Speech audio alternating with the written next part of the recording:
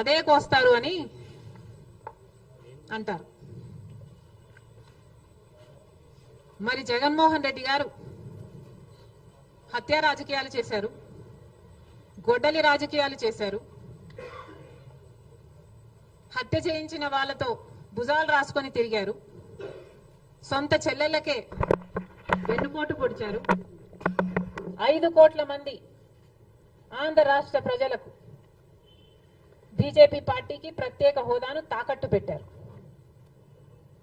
ఈరోజు జగన్మోహన్ రెడ్డి గారు ఢిల్లీలో ధర్నా చేస్తారా? ప్రత్యేక హోదా కోసం ఎందుకు చేయలేదండి ధర్నాలు? 5 సంవత్సరాల మీద అధికారంలో ఉన్నారు కదా, మరి ఢిల్లీలో మీరు ప్రత్యేక హోదా కోసం ఎన్నిసార్లు ధర్నాలు చేశారు? ప్రత్యేక హోదా అసలు ఊసే లేకుండా చేశారు కదా.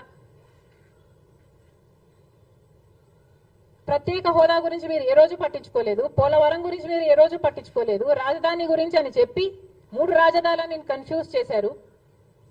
ఆఖరికి కడప స్టీల్ ఫ్యాక్టరీని కూడా మీరు పట్టించుకోలేదు. విశాఖ స్టీలు మన రాష్ట్రానికే తలమానికమైనా అమ్మేస్తామన్నా కూడా పట్టించుకోలేదు. ఈరోజు మాత్రం ఢిల్లీకి వెళ్ళి ధర్నా చేస్తారట. మీ కార్యకర్తను చంపేస్తే ఢిల్లీకి వెళ్ళి మీరు ధర్నా చేస్తున్నారే, మరి మీ సొంత చిన్నాన్నను చంపేసినప్పుడు మీరు ఢిల్లీలో ఎందుకు ధర్నా చేయలేదు న్యాయం కోసం? జగన్మోహన్ రెడ్డి గారు సమాధానం చెప్పాలి. ఒకవైపు ఇక్కడ అసెంబ్లీ జరుగుతుంది. అసెంబ్లీ జరుగుతున్న సమయంలో మీరు అసెంబ్లీలో ఉండకుండా ఉండే ధైర్యం మీకు లేక ఇలా సాకులు వెతుక్కొని మీరు ఢిల్లీ వెళ్తామంటున్నారే, అంటే అసెంబ్లీలో ఏ బిల్లు ప్రవేశపెట్టినా అది ప్రజలకు వ్యతిరేకమైన అది పాస్ అయిపోవాలనా? మీరు ఉన్నదే 11 మంది, కనీసం ఆ బిల్స్ మీద డిస్కషన్ మీకు అవసరం లేదా? మీరు కొట్లాడాల్సిన అవసరం లేదా? ఏం ఆలోచన చేస్తున్నారు జగన్మోహన్ రెడ్డి గారు? అసలు ఈ వెనుకొండలో జరిగిన హత్య కూడా పొలిటికల్ మర్డర్ ఇది కానే కాదు, ఇది వ్యక్తిగత మర్డర్ అని కూడా అంటున్నారు కదా. మేము ఏదో సాక్షి మీడియానో లేకపోతే టీడీపీ మీడియానో పట్టుకొని మాట్లాడటం లేదు. మా ఎంక్వైరీలు మేము చేసుకొని న్యూట్రల్ మీడియాతో లోకల్ గా మేము మాట్లాడిన తర్వాత మేము వచ్చిన కన్క్లూషన్ ఏమిటి అంటే ఇది వ్యక్తిగత మర్డర్. మొన్నటి వరకు కూడా హత్య చేసిన వాళ్ళు, హత్య గురైన వాళ్ళు ఇద్దరు వైసీపీతోనే ఉన్నారు. మరి అలాంటప్పుడు ఇది పొలిటికల్ మర్డర్ ఎలా అవుతుంది? ఈ పొలిటికల్ మర్డర్ అని మీరు చెప్పి మీరు ఢిల్లీకి వెళ్ళి ధర్నా చేస్తున్నారా? దేనికి? మీ ఉనికి కాపాడుకోవడం కోసం, మీ పార్టీ కోసం అని చెప్తున్నారు. ప్రజలు ఏం ఆలోచిస్తారు? ఈరోజు వరదలు వస్తున్నాయి మన రాష్ట్రంలో, వారిని వెళ్ళి పరామర్శించాలని మీకు అనిపించలేదు.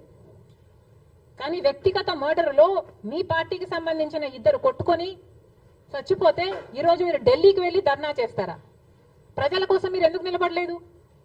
మీ పార్టీ వాళ్ళు ఓటేస్తే మీరు గెలిచారా? మీ పార్టీ వాళ్ళ కోసమే మీరు ముఖ్యమంత్రి అయ్యారా?